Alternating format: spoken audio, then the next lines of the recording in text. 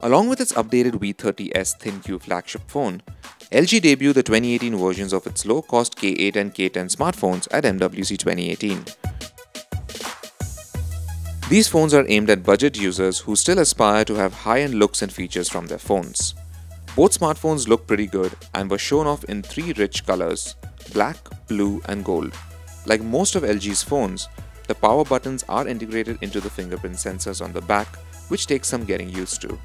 The LG K8 2018 has a textured plastic rear panel and a 5-inch HD screen in the front.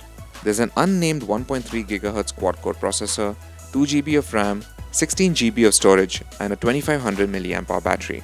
The rear camera is 8 megapixels and the one in the front is 5 megapixels.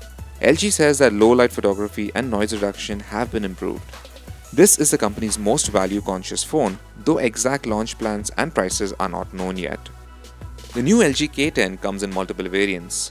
The base K10, a K10 Plus with better specs, and a cut-down version called the K10 Alpha. We don't yet know which ones LG will be bringing to different countries. All variants have a 1.5 GHz quad-core processor, and RAM will be either 2 GB or 3 GB, while storage will be either 16 GB or 32 GB.